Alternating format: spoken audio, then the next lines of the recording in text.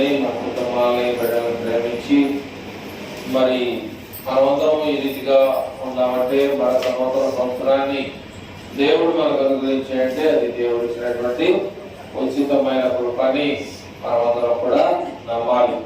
ఎంతో మంది మరి ఈ దేశంలో కాదు కానీ ఈ గ్రామాల్లోనే చాలా మంది చనిపోతా ఉన్నారు. మరణం చాలా అందరికీ వస్తా ఉంటుంది. నిన్నే ఇద్దరు చనిపోయారు మన గ్రామాల్లో, 2 గ్రామాల్లో. కనుక మరణం అనేది ఎప్పుడు వస్తుంది, కానీ ఏంటంటే వాక్యం తెలుసుకొని చనిపోతే అది దేవుడి రాజ్యానికి వారసత్వంగా ఉంటారనేది దేవుడు చెప్పేది. కనుక మరి వాక్య ప్రకారంగా మనం నడవమని దేవుడు ఇచ్చే హెచ్చరికల్ని మనమందరం పొందాలనేది దేవుని యొక్క ఉద్దేశం. ఆయన చెప్పు చేతుల్లో మనం నడవాలనేది దేవుని యొక్క చిత్తం. కాబట్టి అలా ఉండాలనేది దేవుడి యొక్క కోరిక అనేది మనం ఆలోచించాలి. ఇక్కడ తెస్సలోనికైనటువంటి సంఘానికి ఇక్కడ కొన్ని విషయాల్ని మనం చదివాం. దానిలో ఉన్నటువంటి విషయాల్ని మనము 2వ తెస్సలోనిక రాసిన పత్రికలో 3వ అధ్యాయం మనం చదువుతూ ఉంటే కొన్ని విషయాలు మనకు తెలుస్తుంది. ఇక్కడ ఏమన్నాయంటే, తుదకు సహోదరులారా మీలో జరుగుతున్న ప్రకారము ప్రభు వాక్యము శీఘ్రముగా వ్యాపించి మహిమపరచబడు నిమిత్తమును మేము మూర్ఖులైన దుష్ట మనుషుల చేతిలో నుండి తప్పింపబడు నిమిత్తమును మా కొరకు ప్రార్థన చేయండి అన్నారు. విశ్వాసం అనేది అందరికీ లేదు. అయితే ప్రభువు నమ్మదగిన వాడు. ఆయన మిమ్మల్ని స్థిరపరిచి, ఆయన అంటే దేవుడు మనల్ని స్థిరపరిచి దుష్టత్వము నుండి కాపాడును అనేటువంటి విషయాన్ని తెలియజేస్తున్నాడు. అయితే ఇక్కడ దేవుని యొక్క వాక్యాన్ని చెప్పేటువంటి వారు కూడా ఏమన్నారంటే 3వ వచనములో ఏమన్నారు?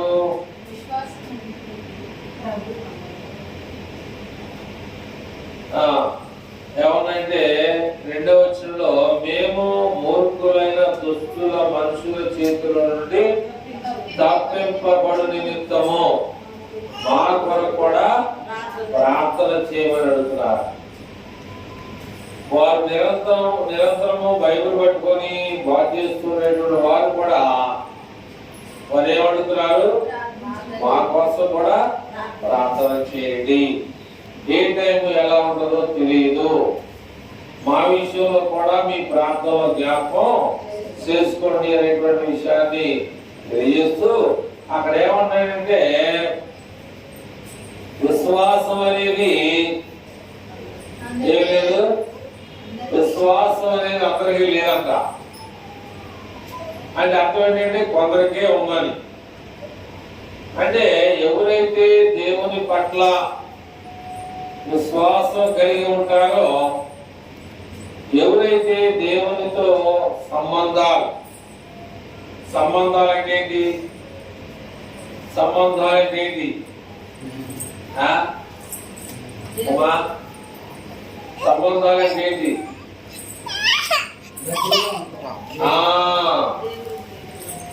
సంబంధాలంటే పెళ్లి సంబంధాలు కాదు. పెళ్లి సంబంధాలు కావాలి. మనం దేవుడితో సంబంధం అంటే బాగా కలిసి మెలిసి ఉండటం. ఈ లోకంలో మనుషులు కలిసి మెలిసి ఉన్నా ఇబ్బంది. ఎక్కువగా వారు సాహసం చేసి ఉన్నారనుకో, ఏంటబ్బా ఇద్దరు సాహసం విడిపోవట్లేదు ఏంటి అంటే అర్థం ఏంటి? అనిత వీళ్ళు విడిపోవట్లేదు అర్థం ఏంటి? విడిపోవాలనా? అంతేగా. అంటే దేవుని వాక్యం చెప్పేది అయితే మనుషులు ఆలోచన అనేది మనం ఆలోచన చేయాలి. అయితే ఇక్కడ మనం ఏమై ఉండాలంటే, మనము దేవుని కొరకు ఏమండాలి? సంబంధాన్ని కలిగి ఉండాలి. దేవునితో సహవాసం కలిగినటువంటి వారిగా మనం ఉండాలి.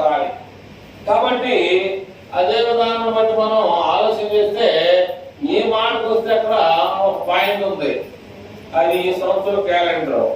అక్కడ ఏమంటే సంఘ క్షేమాభివృద్ధి అంటే ఏంటి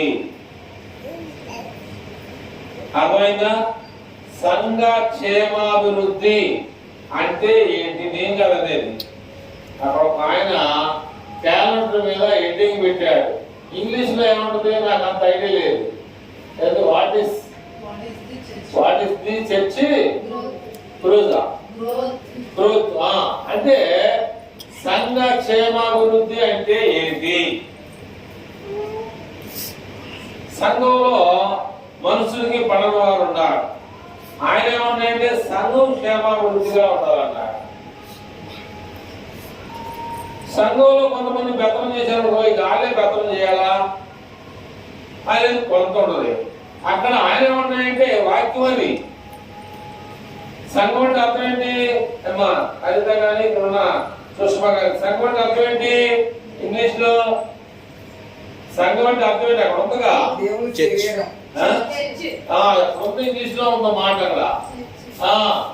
కాబట్టి సంఘం యేసు ప్రభు వారు సంఘ క్షేమాభివృద్ధిగా ఉంటేనే వస్తాడు. సంఘం గొడవలు లేకుండా క్షేమంగా ఉండే ఐక్యతగా యూనిట్ గా ఏ రకమైనటువంటి కర్మశం లేకుండా ఏ రకమైనటువంటి తారతమ్యాలు గొడవలు లేకుండా ఉంటేనే ఆయన వస్తాడు. పెళ్లి కుమారుడు పెళ్లి కూతురు సిద్ధపడి ఉంటేనే వెళ్తాడా? సిద్ధపడకుండా వెళ్తాడా? సిద్ధపడి రెడీగా ఉంటేనే, కారుతో ఎక్కే స్థాయిలో ఉంటేనే పెళ్లి కుమారుడు ఆయన కారు వేసుకొని వస్తాడు. ఈ మాట మీకు ఎక్కడ బైబిల్ గుర్తొస్తుందా? పెళ్లి కుమార్తె కోసం ఒక ఆయన వెళ్ళాడు, తెలుసా మీకు?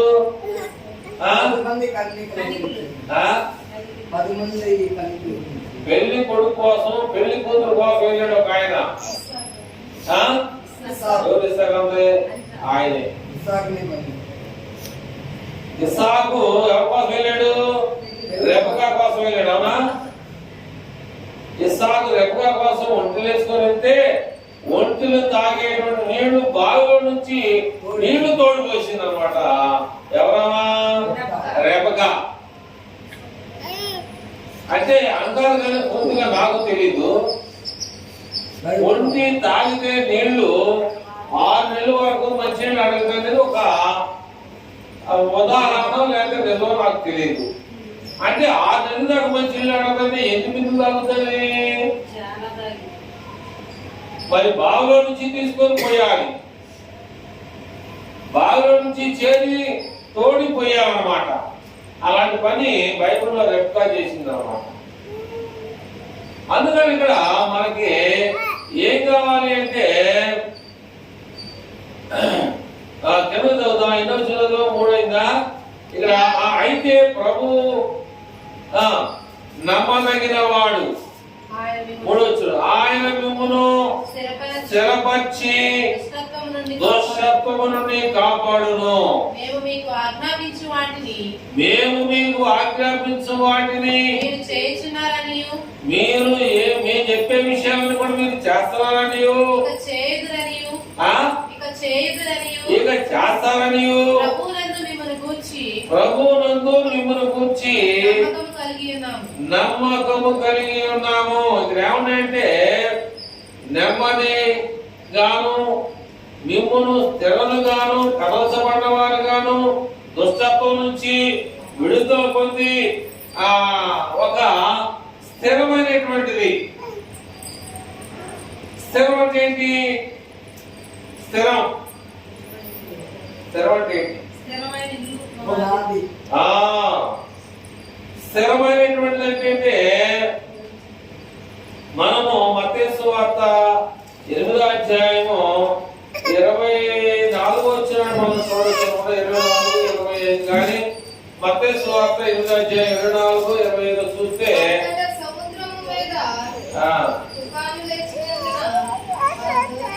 7 అధ్యాయం 7, 24, 25 కానీ. కాబట్టి ఈయన మాటలు చేయు ప్రతివాడు బండ మీద తన ఇల్లు కట్టుకొనిన బుద్ధిమంతుని పోలి ఉండును. వాన వచ్చింది, వరదలు కూడా వచ్చినాయి, గాలి బాగా వచ్చి ఆ ఇంటి మీద కొట్టేను, కానీ దాని పునాది బండ మీద వేయబడిన కనుక అది కదల్చబడలేదు, పడలేదు. అందుకని స్థిరము అనేది ఇక్కడ చెప్తా ఉన్నాడు. ఏమన్నాడు ఇక్కడ? స్థిరంగా ఉండాలంట. ఇక్కడ మన అదే కదా, దుష్టత్వం నుంచి కాపాడును. ఆయన మనను స్థిరపడతాం. ఆ స్థిరమనేది అనుకోండి, మనిషికి ఒకసారి కూర్చోదాం చూసావా, అర్థం అవడానికి ఆ మాట చెప్తాం అన్నమాట. మనల్ని స్థిరత్వం అంటే నిలబడి వారు, కదల్చబడిన వారు. ఏ గాలి వచ్చినా, ఏ తుఫాను వచ్చినా, ఏ ఇబ్బందులు వచ్చినా కూడా ఆకలికి, డబ్బులకి, అన్నానికి, నీటికి, నిప్పులకి ఏమి ఇబ్బంది లేదనే దాన్ని ఏమంటారంటే స్థిరం లేదా కదల్చబడకుండా ఉండటం. కానీ 50,000 50 రోజులు చేసానుకో, అది స్థిరత్వమా? కాదు, అది దుష్టత్వం అవుతుంది. అంటే 50,000 50 రోజులు అయిపోయిందండి. రోజుకి ఎన్ని రూపాయలు? రోజుకి 7 రూపాయలు అయిపోతుంది అన్నమాట. ఈ దినంలో 7 రూపాయలు పెద్ద లెక్కేం కాదు, 7 రూపాయలు కూడా అయిపోతాయి. కానీ మనం ఏం చేయాలంటే తగు మాత్రపు ఖర్చుని చేసుకోవాలి. తగు మాత్రపు ఖర్చును మనం చేసుకోగలిగితే ముందున్న రానున్న దినాలకి మనం ఏం చేస్తామంటే పునాది వేసుకున్నటువంటి వారిగా ఉంటాం. పాయసదన్నా, పాయసుడన్నా, ఏదన్నా కానీ ఆయన ఏమన్నారు? ఆయన పేరేంటి? పెళ్లి గుర్తు వచ్చింది, నాకు కూడా వచ్చినట్టు. జక్కయ్య ఏమన్నారు ఆయన్ని? పాపైన మనుషులని గాని ఎవడికి సుంకపు పొత్తుదారుడు, సుంకాలు డబ్బును వసూలు చేసేవాడు, ఎవరికి ఇచ్చేవాడు కాదు. అదే అన్నాడు కదా. ఎవరు మీకు చెప్పాలంటే ఒక ఆయన ఉదయం 9 గంటల నుంచి సాయంత్రం 5 గంటల కూలి 100 రూపాయలు, మరలా మధ్యాహ్నం నుంచి మనుషులు కావాలని తీసుకొచ్చాడు. మరలా 3 గంటలకి మనుషులు కావాలని ఆ తోట కాయ రాలిపోతుంది, అది నేల పోలే కన్నా మార్కెట్ లో పడితే రూపాయికి 10 రూపాయలు వచ్చిందని అట్లా చేసేయంటే అనేక మంది మనుషుల్ని పెట్టుకొని సాయంత్రం కల్లా టైం అయిపోయింది, అందరూ కూలి వాళ్ళు వచ్చున్నారు. కానీ అందరికీ ఒకే సమానమైనటువంటి కూలి వేతనం, ఒకే కూలి ఇచ్చాడు. అంటే ఆ చేను యజమానుడు తప్ప లేదా కూలీలు తప్ప ఎవరు తప్పు అనేటువంటి విషయాన్ని మనం ఆలోచన చేస్తే, మానవత్వంగా మనం ఆలోచన చేస్తే, లోక సంబంధంగా కూలీ ఆ తోట యజమానుడు తప్పు చేసి ఉంటాం. ఉదయం 9 గంటల నుంచి చేస్తే 5 గంటలకు అందిస్తాడా? అంటే 3 గంటలకు వెళ్ళడం నాడు తేడా ఏంటి అనేటువంటి ఆలోచన మనం వేస్తాం. కానీ ఆయన ఏమన్నాడు? డబ్బులు నాయి, పెట్టుకోమని నేను. ఉదయం 9 గంటల కాడ నుంచి అయితే నా 500 దింపో. 5 ఎప్పుడైతే అక్కడ గుళ్ళు మీదకి వచ్చిందో అయిపోయింది, 10 దింపో రా, 5 బాగా దింపో, డబ్బులు ఇచ్చేస్తా అయిపో, అంతేగా నేను నీకేం అన్యాయమేమి చేయలేదు ఆయన అన్నాడు. వీళ్ళేమన్నారు? నాకు మధ్యాహ్నం నుంచి ఒక కూలి, ఉదయం నుంచి ఒక కూలి, అంటే 100 200 వస్తాయి అని చెప్పేసి వీళ్ళు అనుకున్నారు. కానీ ఆయన అనుకున్నారు, నా కాయలన్నీ కూడా నేలపాలు కాకుండా ఏడు చేత ఎంత పోయిన సరే తీసుకుని వెళ్ళి అమ్ముకొని డబ్బులు చేద్దాం అని ఆయన చేశాడంటే మధ్యాహ్నం వచ్చినోడికి ఇచ్చాడు డబ్బులు, 3 గంటలకు కూడా వచ్చినోడు కూడా అదే పిలిచాడు. అందుకని ఇక్కడ ఏమన్నాయంటే దేవుని వాక్యాన్ని బట్టి మనం ఆలోచన చేస్తే ఏమన్నాయంటే ఏమన్నాడు అక్కడ ఏమన్నాడు సంఘ క్షేమాలు అభివృద్ధి కాదు క్షేమం క్షేమం అంటే మీ అమ్మాయి ఎంత ఉంది దూర ప్రాంతాలు కాకుండా అక్కడికి దాన్ని ఏమంటారు అమ్మగారు నోట్లో ఇంద్రదేశ్ వెళ్తాము నేను బెంగళూరు అనే నోట్లో ఇంకా రాకముందే అమ్మగారు ఇంద్రదేశ్ వెళ్ళినప్పుడు అమ్మ క్షేమంగా ఇల్లు క్షేమంగా ఇల్లు అంటాం. అందుకని అక్కడ ఏమంటే సంఘ క్షేమాభివృద్ధి దాన్ని ఇంగ్లీష్ లో ఏమన్నారంటే ఇంగ్లీష్ లో ఏమన్నా ప్రయాణం ఇంగ్లీష్ లో హ్యాపీ మంచిగా నీ ప్రయాణాన్ని కొనసాగించు అని చెప్పేసి హ్యాపీ జర్నీ అంటాం. ఆయన ఏమన్నాడు సంఘ క్షేమాభివృద్ధి అంటే ఏంటి? అందరూ కూడా క్షేమంగా ఉండాలి, ఎవరు కూడా నష్టపోకూడదు. నష్టపోతాం అంటే దానికి అర్థం ఏంటంటే ఏదో తేడా ఉంది. ఈ ప్యానల్ గురించి మైక్ మాట్లాడట్లా, దాని అర్థం ఏంటి మైక్ దగ్గర కరెంట్ రావట్లా. అయితే ఎక్కడ ఉంది ప్రాబ్లం, ఎక్కడ దాన్ని గెలిగితే ఇక్కడ వచ్చింది అనేది మనం మీకు అర్థం కూడా చెప్తున్నాం. అంతేగాని అలాగే మనిషి అభివృద్ధి కావట్లా, ఎందుకని కావట్లా, ఎక్కడ తేడా ఉంది, ప్రాంతంలో తేడా ఉందా, ప్రాంతం రాకపోవడంలో తేడా ఉందా, ఎంతో ప్రార్థన చేసినా రావట్లేదా, ఎంతో ప్రార్థన చేసినా కూడా అభివృద్ధి రావట్లేదా అంటే అర్థం ఏంటి? ఇక్కడ ఏమని చెప్పాడంటే చదువుతాం 2వ వచనంలో 3వ లైన్లో ఏమంటే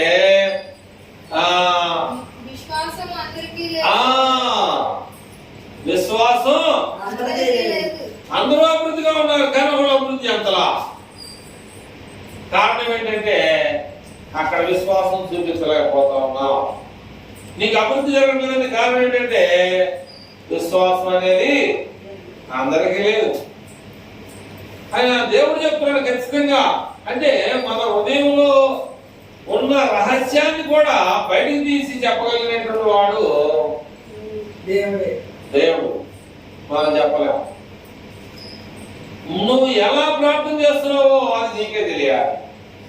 నీ ప్రార్థన నీ బిడ్డలకి, నీ కుటుంబానికి, నీకు ఎంతో క్షేమాభివృద్ధిని కలుగజేస్తుందంటే ఇక నీకు రెక్కలు ఉండవు. ఇక రెక్కలు ఉండేంటే ఎగురుదానికి అంత ఆనందాన్ని నీలో పట్టుదలైనటువంటి ఆ దేవుడు విస్తారమైనటువంటి దీవుల మీద కుమ్మరిస్తే ఇక మన రెక్కలు లేవు, రెక్కలు ఉంటే ఎగిరిపోతాం.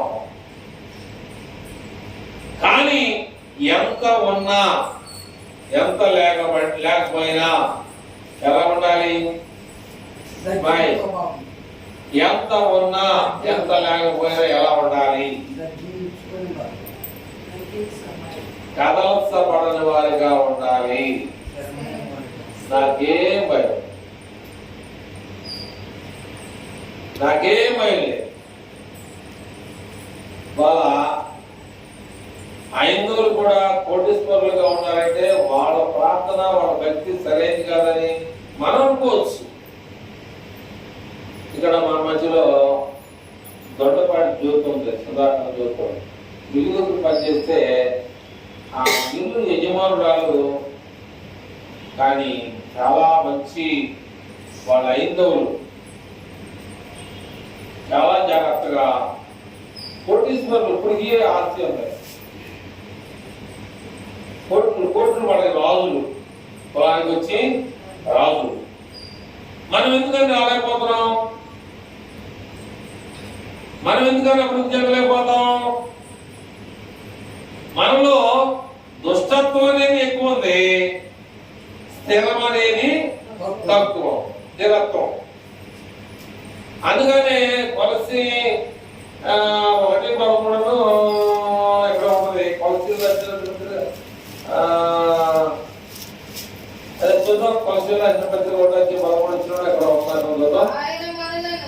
అదే ఆయన అంటే దేవుడు మనలను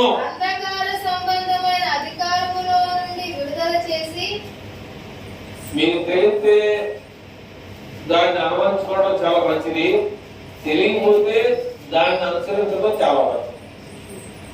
అంధకారం నిన్ను చీకటిలో ఉన్నవాడిని వెలుగులో తీసుకొస్తారన్నాడు. నిన్ను చీకటిలో జీవించే వ్యక్తిగా ఉండొద్దు. ఆయనంటే దేవుడు మనలను అంధకార సంబంధమైన అధికారములో నుండి విడిపించి తానంటే తండ్రి అయినటువంటి దేవుడు ప్రేమించిన తన కుమారుని యొక్క రాజ్య నివాసులుగా రాజ్య నివాసులు రాజులు నిన్ను రాజులుగా చేయాలని ఆయన ఆశ ఉంది. రాజ్య భారాన్ని నీకు అప్పగించాలని దేవునికి ఉంది. రాజ్య భారం నీ భుజాల మీద పెట్టాలని ఆయనకు ఉంది. కానీ నువ్వు ఆ కాడిని పడేస్తావా? నేను మొయ్యలేను, ఆ కాడి నేను మొయ్యలేను నువ్వు అనుకుంటున్నావు. దేవుడు ఏమంటే మత్తయి సువార్త 11:29-30 వచనాల్లో, మత్తయి సువార్త 11వ అధ్యాయము 29-30 వచనాల్లో, నేను సాత్వికుడును దీన మనసు గలవాడును గనుక మీ మీద నా కాడి ఎత్తుకొని నా దగ్గర మీరు నేర్చుకోండి, అప్పుడు మీ ప్రాణములకు విశ్రాంతి దొరుకును.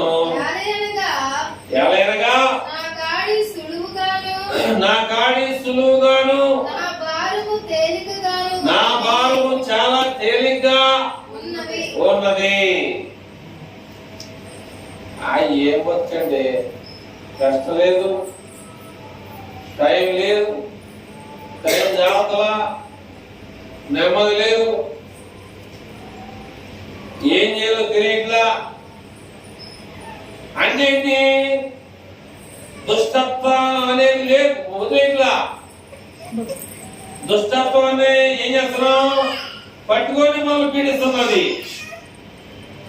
అవి ఏమవుతామండి, లంగానే టైం అయిపోయింది, లేచి చూసేవారికి ఆఖరిగా పాసం చేస్తున్నాయి గారికి ఇంకేమవుతాం అంటే ఒక ఇక్కడ స్థిరమైనటువంటి పునాదిని మనం వేసుకున్నాం కానీ నిలబడలేకపోతాం. స్థిరత్వమైనటువంటి పునాది ఉంది అనుకుంటున్నావు కానీ దాని మీద ఏం చేయలేకపోతున్నాం, నుంచోలేకపోతున్నాం, పడిపోతున్నాం. ఎడుబడ్డట్టు పడిపోయేటువంటి పరిస్థితి వస్తా ఉందన్నమాట. ఇక్కడ ఒక మాట ఏమంటే మళ్ళీ పరిస్థితితో చదువుతాం. తొదకు సహోదరులారా, మీలో జరుగుతున్న ప్రకారము అంటే వాక్యం చాలా మంది వింటున్నారు, వ్యాప్తి చెందుతుంది.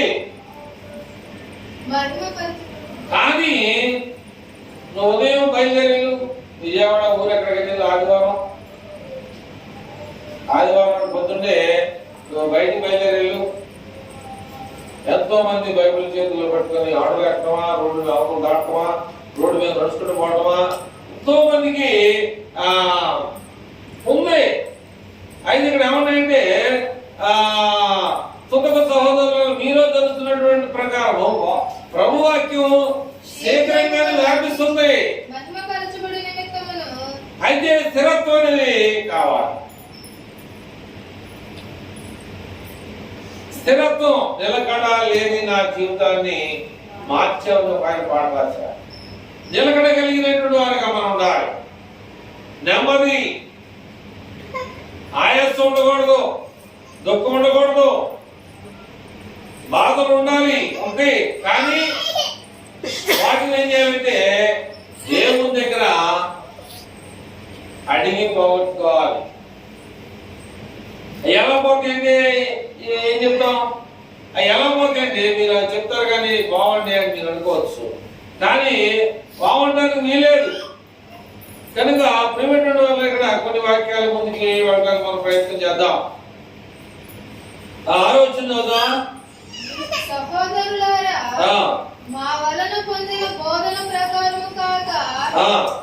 అక్రమముగా నడుచుకుని ప్రతి సహోదరుని యొద్ద నుండి తొలగిపోవాలని. కాబట్టి ఇక్కడ ఏంటంటే అందరి దగ్గర బైబిల్ ఉంది, అందరూ పాత్రలు వెళ్తున్నారు. కానీ ఇక్కడ ఏమంటే మా వలన పొందిన బోధన ప్రకారము కాక అక్రమంగా నడుచుకుని ప్రతి సహోదరుని యొద్ద నుండి తొలగిపోవాలని మన ప్రభువైన యేసుక్రీస్తు పేరున మీకు ఆజ్ఞాపిస్తా ఉన్నాను. ఎలాగు మమ్మల్ని పోలి నడుచుకున్న వాళ్ళని మీకే తెలియను. కాబట్టి వాళ్ళు ఏమన్నారంటే మీ మధ్యలో మేము క్రమం ఏంటి? క్రమము అంటే ఏంటి?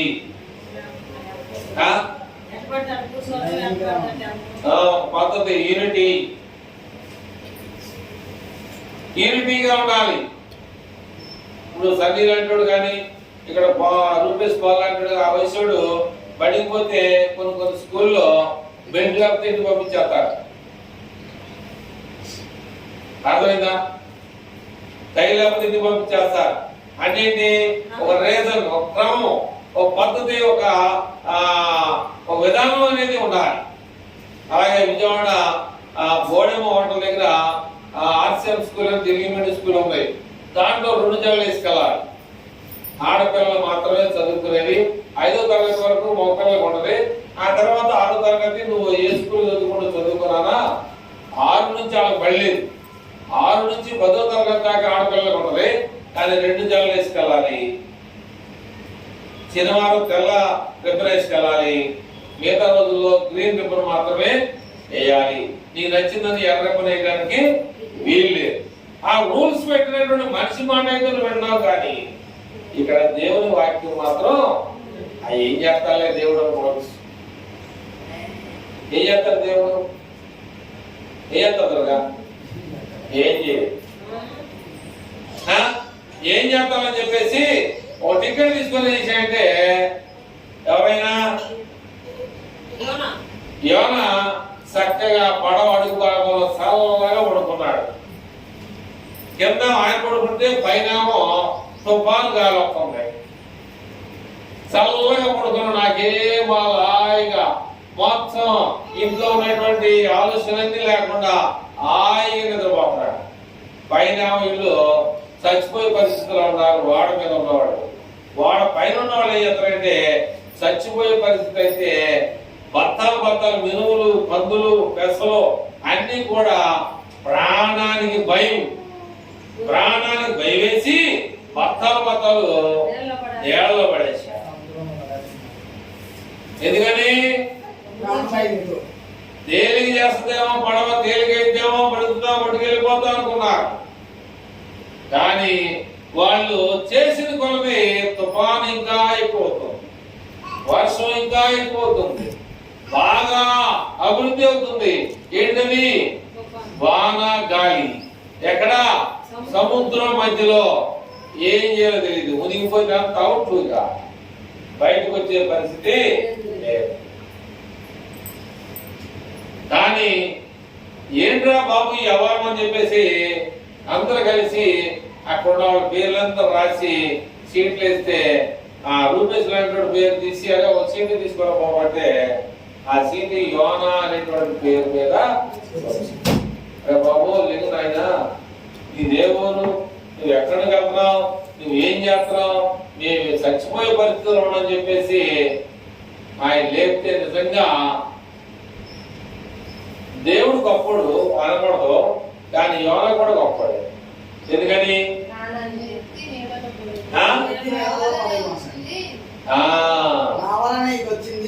దుష్టత్వాన్ని పోగొడుతున్నాడు.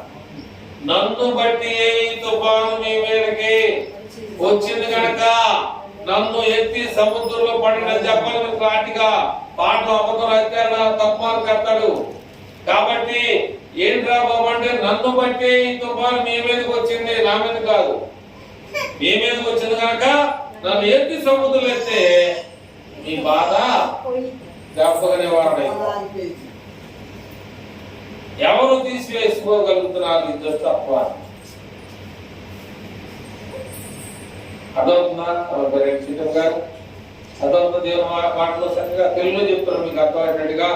కాబట్టి ఈ దుష్టత్వం అనేది మన దగ్గర నుంచి తీసివేసుకోలేకపోతే మరి నేనైతే ఏం చేయలేదు. దేవుని చిత్తం అది మనం చేయగలిగేది ఏం లేదు. అయితే 8వ వచనంలో ఏమన్నాయంటే ఎవని యొద్దను ఉచితముగా ఆహారము పుచ్చుకొనలేదు. ఎవని యొద్దను ఉచితముగా ఇక్కడ ఆహారము ఏమన్నాయంటే 7వ వచనంలో ఎలాగూ మిమ్మల్ని పోలి నడుచుకోవాలి కదా. మేము మీ మధ్యను అక్రముగా నడుచుకోనలేదని చదివాం. ఎవరి యొద్దను ఉచితముగా ఆహారం పుచ్చుకొనలేదు. మేము మీలో ఎవరికి భారముగా ఉండకూడదని ప్రయాసముతోనూ కష్టముతోనూ అబ్బా ఎంత జాగ్రత్తగా మాట్లాడుతున్నారండి. ప్రయాణముతోనూ కష్టముతోనూ రాత్రి పగలు పనిచేస్తూ జీవనము చేసి మీరు మమ్మల్ని పోలి నడుచుకున్న వాళ్ళని కాబట్టి మాకులాగా మీరు ఉండాలనే విషయాన్ని మేము చెప్తున్నామని చెప్తా ఉన్నారు అక్కడ. కాబట్టి ఎలాగో మేము చెప్పినట్టుగా మీరు చేయండి అని మేము మిమ్మల్ని కళాఖండిగా మేమైతే మీకు ఆ విషయాన్ని చెప్పాలి. ఇలా చేస్తే ఇలా ఉంటే మీకు బాగుంటుంది అనేటువంటి విషయం మాత్రమే చెప్తున్నాం. కానీ మిమ్మల్ని మాత్రం ఖచ్చితమైనటువంటి దానిలో మిమ్మల్ని బాధ పెట్టాలని ఉద్దేశంతో మీకు ఈ విషయాలు చెప్పట్లా. ఏదో వచ్చిన పదా మరియు మేము మీ యొద్ద ఉన్నప్పుడు ఎవడైనను పని చేయనొల్లని ఎడల వాడు భోజనము చేయకూడదని మీకు ఆజ్ఞాపించింది కదా. వాడు భోజనం చేయకూడదని మీకు చెప్పాం కదా. మీలో కొందరు ఏ పని చేయక మీలో కొంతమంది ఏ పని చేయక పోవచ్చు, పని చేయకోకుండా పనులు జోలికి పోవచ్చు. అక్రమముగా నడుచుకొనుచున్నారని మాకు తెలుస్తా ఉంది. అట్టి వారు నెమ్మదిగా పని చేస్తూ సొంతముగా సంపాదించుకుని ఆహారము భుజింపవలెనని మన ప్రభువైన యేసుక్రీస్తు పేరిట వారిని ఆజ్ఞాపూర్వకముగా హెచ్చరిస్తా ఉన్నాం, తెలియజేస్తా ఉన్నాం. సహోదరులారా కాబట్టి మేము చెప్పేది ఏంటంటే మేలు చేసే విషయంలో నిన్నగా వచ్చి అనుకుంటా మళ్ళీ వచ్చేయండి అదే అనకూడదని అక్కడ వాక్యం చెప్తుంది. నిన్నగా ఇచ్చింది నిన్న నువ్వైతే ఆ చీర కూడా మార్చుకోకుండా వచ్చావుగా మళ్ళీ వచ్చేయండి అనేవాళ్ళు కూడా ఉండొచ్చు. కానీ అలా మీరు అనొద్దు, తీసుకోవద్దు. ఈ పత్రిక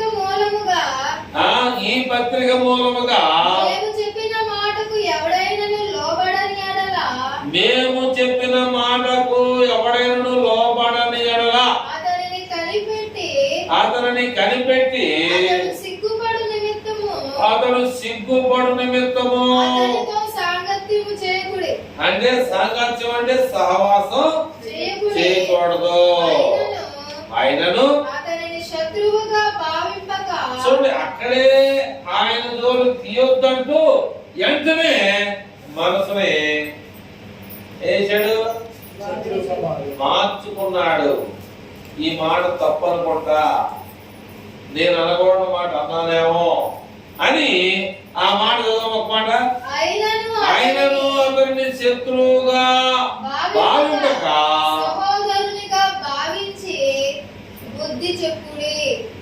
చూసారా, చాలా చాలా జాగ్రత్తగా వాక్యాన్ని బోధించే విషయంలో పైన ఉన్నాయంటే అతనితో సహవాసం చేయొద్దంటూ మళ్ళీ ఆయనకి బాధేస్తుంది. బాధేస్తుంది. సరే ఆయన్ని అలాగా మనం చేయకూడదని చెప్పేసి ఏం చేశాడు, సహోదరుడిగా భావించి నీ చేత లేదయా, తప్పురా, అలా చేయకూడదని చెప్పండి. చూడండి చాలా వాక్యాన్ని మనము వినేట వినేటప్పుడు నేర్చుకునేటప్పుడు చదివేటప్పుడు కూడా అర్థవంతంగా మనం చదవగలిగినట్లయితే, అర్థవంతంగా విన్నట్లయితే మనకు దేవుని ఆశీర్వాదాలు త్వరగా మనకు వస్తాయి. లేదనుకో మనము ఆయన పేరేంటి యోనాలాగా ఒప్పుకోకపోతే మనమే నష్టపోతాం. అక్కడ శోధన చేసి అక్కడ శోధన రావడం మంచిది కాదా? శోధన రావడం మంచిదా కాదా? ఎందుకని ఎందుకని నేను ఎక్కడికి వెళ్ళాలి తెలుసా? ఏమన్నా ఎక్కడికి వెళ్ళాలి? అక్కడికి వెళ్ళాలి. ఆ నినివే పట్టణం పాడు చేయడానికి దేవుడు సిద్ధంగా ఉన్నాడు. కనుక ఈ నెత్తి సముద్రంలో అయితే ఒక ఏంటది తిమింగలం వచ్చి ఆయన మింగి యేసు ప్రభు వారు 2 రాత్రులు భూమిలో ఉండి 3వ రాత్రికి లేచినట్టుగా యోనా కూడా 2 రాత్రులు శాపడుకులో సముద్రంలో ఉన్నాడు. 2 రాత్రులు 3వ రాత్రి నినివే మహాపట్నం ఒడ్డున, లేకపోతే శుభ్రంగా చక్కగా ఎన్ని రోజులు వేసేదో తెలిసేది కాదు. ఎందుకని వేసేది కాదు? ఎందుకని వేసేది కాదు? శాప నువ్వు వేయబాక 3వ రోజున నినివే మహాపట్నం ఒడ్డున కప్పు, నువ్వేం తినడానికి లేదు. దేవుని ఆజ్ఞని నువ్వు తర్షీషు వెళ్ళొద్దు, నినివే వెళ్ళాలి. నువ్వు తర్షీషులో నిన్నే మొన్న జరిగింది మంచి విధానం మాత్రం అలాంటి కార్యక్రమాల్లో మనం వెళ్ళకూడదు.